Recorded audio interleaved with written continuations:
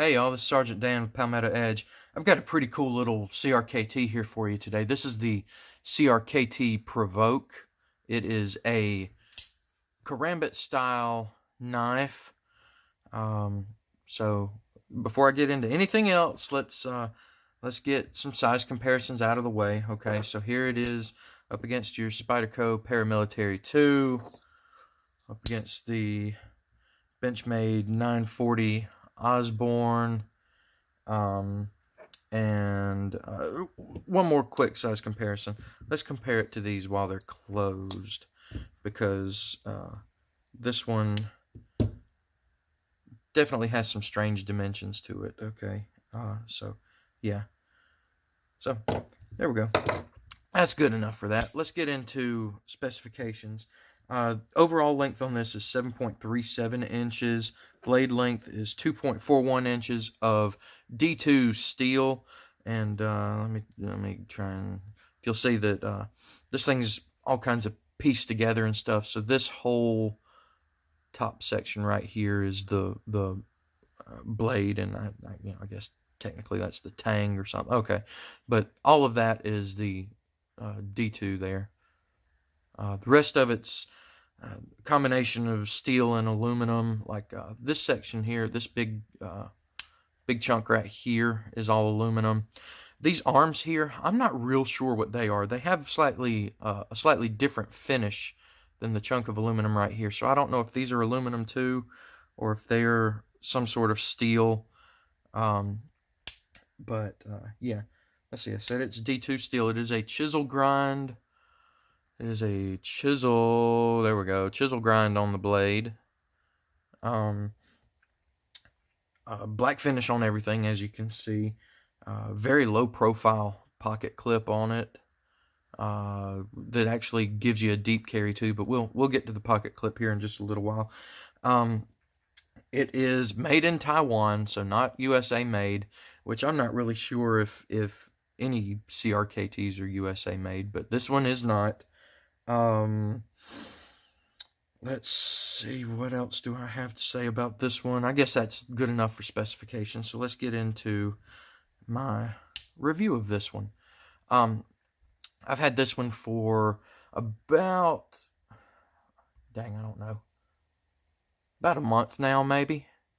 And I have carried it just about every day since then. Usually what I do is I have this one, on me, but then I also have a more utility knife like a Paramilitary 2 or a 940 Osborne or something like that with me too, because this one isn't really practical for EDC use, EDC tasks. Okay, it is designed to be a self-defense combat knife. Okay, that's just flat out, plain and simple, what this one's made for. I know there's people in the knife community that don't like to talk about stuff like that, but I'm not one of those people, and that's what this knife is. Okay, it's got a real solid lockup. Here's your locking mechanism right here. It's this little lever. I don't know about all of the internal workings on it. Okay, I don't know exactly how it locks up, but I can tell you for sure it is a solid lockup. I've got, best way I can figure out blade play on this, I've got none. Okay, I can grab the blade here and just twist and turn and pull in all kinds of directions. I've got no play whatsoever. And to disengage the lock on this lever, you just push it down and that disengages. All right, so that when you open the knife, if you'll keep an eye on it there, it boom locks it up. And like I said, it is a solid lockup. D2 steel on this thing, which for a knife that of this purpose, that is a perfectly fine steel. It's coated, which definitely helps you with a steel like D2 with the corrosion resistance and stuff like that. So that's definitely a great thing. Let's see, it is absolutely smooth as silk, smooth as butter, however you want to say it. There's a little bit of a detent here that you got to get over, okay? But once you do, I mean, the rest of it's just absolutely smooth. I've got no hold up, no grinding, no nothing like that to a good solid lockup at the end there. The idea with this knife is that it goes, it's like your typical karambit, okay? It sits down in your pocket, okay? And you come in with this with your index finger, get a hold of it, you draw it out of your pocket, and then you got this, I guess I'll call it jimping on this joint right here, that you just place your thumb on, push open, and then you've got it deployed. One thing that I tried on this that I wouldn't recommend is that you can snag this on the back of your pocket and essentially wave this thing open. But in doing so, I realized that the blade actually deploys within your pocket. Okay, so imagine this is my pocket. The blade actually deploys within your pocket as you're drawing it out, and it will slice up the inside of your pocket and quite possibly ruin a pair of nice pants that you now have to replace. So, in an emergency situation, sure, go ahead and do that. You can replace a pair of pants, okay? But if you're just playing around fidgeting like I did, don't do that, because then you'll have to buy a new pair of pants too, okay? Yeah. Oh, the ergonomics on this thing are absolutely wonderful. My hand fits. It fits in my hand absolutely perfectly. All of the edges are just smooth, rounded off. I got no sharp edges, no roughness, no nothing like that anywhere. This pocket clip, I have a love-hate relationship with this pocket clip. I love that it's low profile, that when this thing is deployed and in my hand, there is no pocket clip anywhere getting in the way. It's just me and the knife, essentially. You know what I mean? It's low profile. I don't have that hot spot. There are no hot spots with this knife whatsoever, okay? But I get no hot spot from a pocket clip. It is actually a fairly deep carry, too. Once you get it in your pocket, I mean, your pants, it goes down in your pants about this far, to where that's about the only thing sticking out. So you get a fairly deep carry with this thing. So yeah, that's all the stuff that I think's absolutely great about this knife, that I love about it. So let me get to the one thing that I don't like about it, and that brings us back to Mr. Pocket Clip here. The idea with this pocket clip is that, as you can see, and as I've already said, it is low profile, so it's not in your way when you're holding the knife. To get it in your pocket, you see these little grooves here. The idea is that you push down on those, and it raises this part of the pocket clip right here, and you slide it in. But because there's so little travel with that, there's no ramp to speak of on this. I find myself having to put it into my pocket two-handed. So I find myself having to reach around, hold my pocket while I'm pressing down on this to slide it in and everything. So, I mean, not a huge deal, okay? I mean, how often is this thing coming out of my pocket? Okay, I'll be honest, quite often, because I like playing with it. But in a real world situation, once the newness and the wanting to play with it wears off with this thing, how often is it going to be coming out of my pocket? Based on what it's designed for, hopefully never. Okay, hopefully I will never have to take this out and use it for what it's made for. Okay, but so that the pocket clip deal and having to hold my pocket to slide it in, it's kind of annoying, but it's, in all honesty, it's a non-issue, okay? So yeah, that's really the only thing that I've got to complain about it. One thing I do want to point out that I have seen a couple of people say they had issues with was the screws on this backing out and them not realizing it, and then during a deployment or something they have some kind of catastrophic malfunction or something like that. I have opened this thing hundreds, if not, 1,000 or more times since I've got it, okay? I have had absolutely no issue myself with any of the screws wanting to back out of their little housings here or anything like that. I don't know if it was an an issue that CRKT was made aware of that they've now fixed, that they've got some Loctite in there now, or if it was a issue where they were supposed to have it on in the beginning with these knives and it got overlooked or something. But I've had absolutely zero issue with that whatsoever. Yeah, let's get, I think that's about all. I mean, yeah, so let's get into talking about price with this thing. Most retailers have this for $200, right at $200. I think most of them are saying $199.99. Okay, so $200. At that price, with it being so unique, so different, having this brand new opening mechanism that no other knife has except for, if you'll see, this is Caswell Knives. So this Caswell fella, there was actually what's that thing called? A kind of like a crowdfunding sort of deal where, you pay your money to get one, and once enough people do, then he'll start making them. He did that with these. So there is an American-made version of this knife, just not from CRKT. But anyway, that's beside the point. I forgot where I was going with that point. Oh well, forget that. I forgot where I was going with it.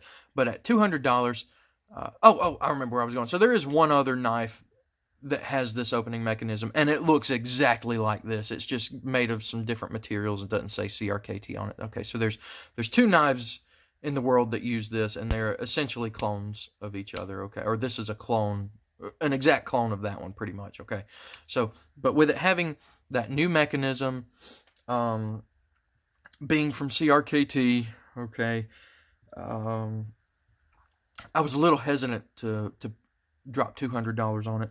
But here, several weeks ago when I got this knife, my family and I were on vacation in Myrtle Beach, South Carolina.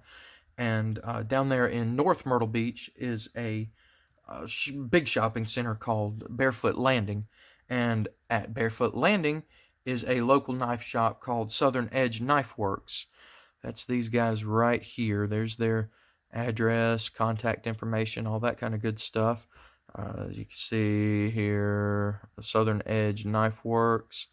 So anyway, they had this, and they had actually just gotten them in. Like the morning that I went to Barefoot Landing to roam around, they had just gotten these in.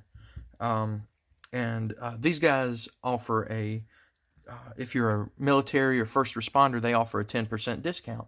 So for me, that got this knife down to under $200. Got it down to $180. So at that price, I was willing to jump in and see what this thing was all about. Of course, plus too, I got to hold it beforehand and play around with it, and walked away with it. So at that price, at $180, I'm absolutely happy that I got it. And actually, in hindsight now having had it for a while, having played with it, having carried it, I wouldn't hesitate to spend, the full retail, the $200 on it. Okay. So, if something were to happen to this knife where CRKT warranty wouldn't take care of it, and, I'm not going to drive all the way back down to Myrtle Beach just to pay $20 less for one of these things. I would replace it, and I would not hesitate to pay the full $200 for it. So yeah, it's been a really cool, really sweet, really smooth, definitely different. I've had, since then I've had several people that I've talked to about knives, like in stores or something like that, mention the Provoke to me, and they're like, yeah, have you seen that CRKT Provoke? We hadn't had one in, and I get to pull it out of my pocket and show them and go, here you go, here, I've got one, you want to see it? Play with it. And so yeah, it's been real fun. It's kind of a cool showpiece for one, but also it would serve its purpose if that purpose were to be needed. That was one thing I didn't touch on. As I've said several times before, this is a knife designed for fighting, okay? If I had to use this for what it was designed for, I would not hesitate under the grounds of the quality and construction of this knife. Okay, it's a solid lockup. It's solid construction. I wouldn't hesitate to have to use this in that kind of situation. Okay, so yeah, it's if you're looking for a karambit, yes, you can find cheaper options. Okay, you know, you can find karambits for less than $100, but you can also find karambits for $300, $400, $500. Okay, so $200 is a good middle ground for a karambit. And if you're looking for one that's got kind of a coolness factor to it, a little bit of a fidget factor to it, then yeah, I mean, this you would be happy with this one. It's good materials, good construction, along with having some uniqueness to it. Okay, so and $200 is a fair price for a karambit. For some reason or another, your decent karambits tend to cost more than your standard, you know, folder pocket knives. Okay, I don't know why, but they do. So $200 is a good kind of middle ground for a decent karambit, and this one definitely falls under that category. This is definitely a decent karambit style blade. And let me just say, up until this year, I have not been a big fan of CRKT. Most of their stuff has looked like junk, felt like junk, quite frankly kind of has been junk. But man, if you are not paying attention to CRKT this year, they have some absolutely awesome stuff out right now, and it's my understanding they've got some more awesome stuff coming. Okay, I don't know what happened to CRKT between last year and this year, but they have stepped up their game. These have been, all three of these have been absolutely awesome knives from CRKT. So yeah, check CRKT out if you haven't this year. I usually, like I said, up until this year, I just had no interest in them because most of their stuff looked like junk, and quite frankly was on the borderline of being junk. So yeah, CRKT's stepped up their game. Make sure you check them out. Make sure you check this out. If you can go somewhere, find it in store and get your hand on it first, I recommend that.